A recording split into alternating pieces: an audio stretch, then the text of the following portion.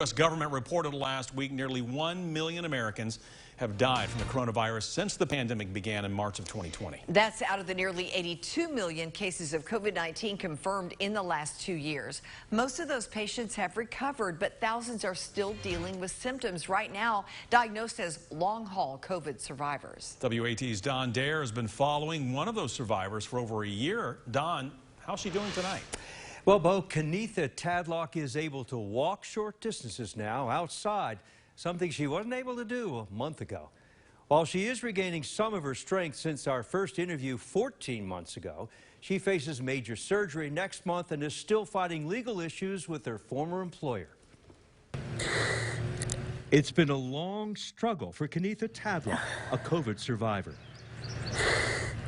Dependent on her inhaler to open her lungs, still wobbly on her feet due to balance issues, Keniethea started walking to her mailbox on her own about 2 weeks ago.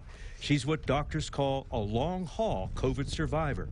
Early in the pandemic, months before a vaccine came along, Ms. Tadlock was admitted to Jefferson Memorial Hospital in late September 2020. In critical condition for nearly a month, she almost died. We first met her 5 months after being released from the hospital.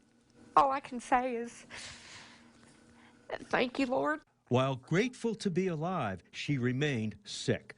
Her doctor diagnosed her condition as post-COVID syndrome with a number of lingering effects. For nearly a year, she depended on a wheelchair to get around, her husband always there to help. Her symptoms included pain, fatigue, shortness of breath, anxiety, depression, and insomnia. This is horrible. I don't wish this on anybody. Bedridden in August of last year, Keniethea wanted to talk about the battle she was having with her former employer, Blossman Gas. It was at the company's location, then in North Knoxville, that Ms. Tadlock says she came down with the virus. More about that in a moment. Today, Keniethea faces major surgery in a month, and it frightens her. And she still has what's called brain fog. Well, I could eat something for breakfast and you could ask me what I ate for breakfast and I couldn't tell you. It's short-term memory loss. You're having problems with your stomach. Yes, I have an ulcer in my stomach and I'm scheduled for surgery for taking that out. In June, she will have a gastrectomy. Most of her stomach will be removed, a small pouch left behind. The surgeon then rejoins the esophagus to the small intestines. It's horrible.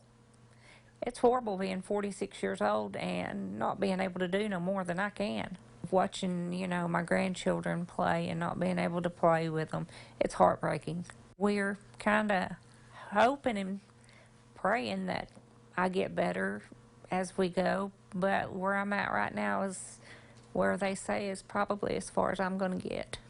At one time in their battle, the couple faced about 1,000 pages in unpaid medical bills after insurance benefits from Blossman Gas maxed out. For a year, she fought with the Workers' Compensation Board to pay the bills. Compensation had been denied due to no evidence of her being exposed at work, the board said. However, in December of last year, her big hospital bill was paid off. Adjustments came from the State Workmen's Compensation Board, according to the record. My hospital bill that was once $600,000 is now got a zero balance on it.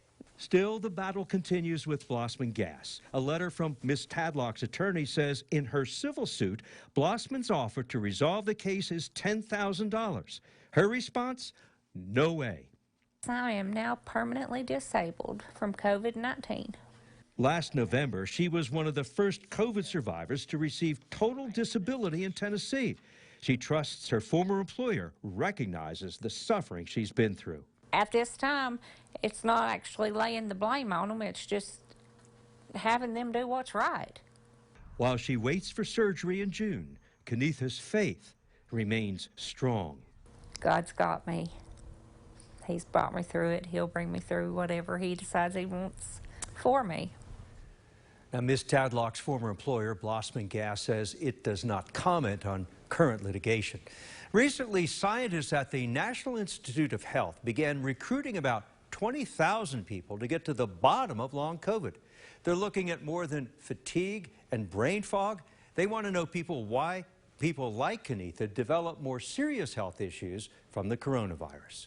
we'll see what happens, Bo. All right, Don, keep us posted. You know, if you have a consumer question for Don, send him an email at ddare@wat.com. You can also call a 6 on Your Side hotline number, 865-633-5974.